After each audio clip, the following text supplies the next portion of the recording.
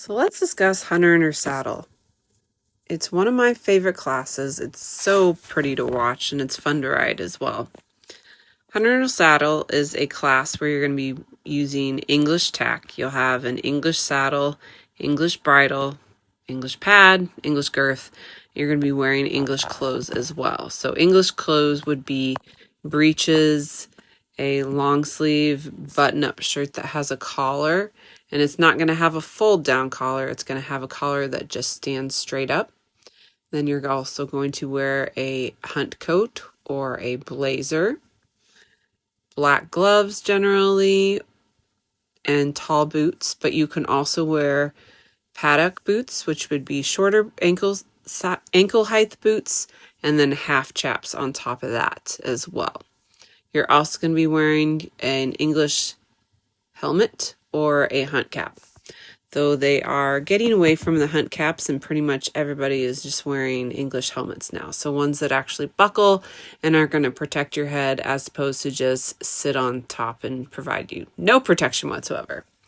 So the Hunter in Her Saddle class is judged based on the quality of movement of your horse at the walk, trot, and canter.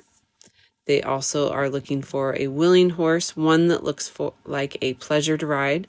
Similar to the Western pleasure class, you're going to be judged on your horse's manners, how they act in the class, how they are responding to your cues. At the walk, you want it to be forward moving, like you've got somewhere to go, similar to your showmanship walk. At the trot, it should be free flowing and have a longer stride to cover some ground, think about if you were going on a hunt and you had to follow some dogs that were running. So it needs to be ground covering. Your canter should also be a 3-beated gait. It should also be ground covering. You don't want any of your gaits to be over cantered or too slow. You'll definitely be penalized for that if you're actually too slow, especially at the walk. You need to act like you've got somewhere to go and get there. Your horse's poll should be at or just above its withers, and then its nose could either be on the vertical or slightly out.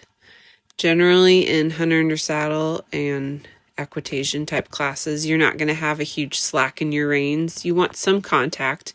You want to be able to know that your horse is there and they need to know that you're there. If you have an overly large amount of drape in your reins, I don't believe that it's specifically penalized, but it does take away from the overall appeal of your ride and possibly the effectiveness as well. A lot of times in English classes, such as Hunter in Her Saddle, you will see people riding off the rail as opposed to on the rail.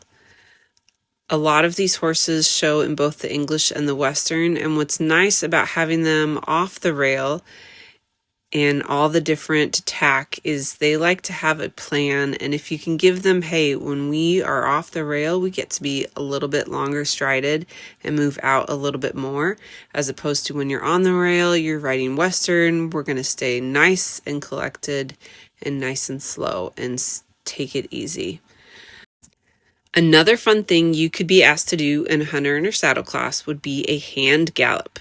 When you're doing a hand gallop, there definitely needs to be a length of stride and an increase of speed, one that is visible to the judges. Have you ever had to do a hand gallop? Let me know in the comments below.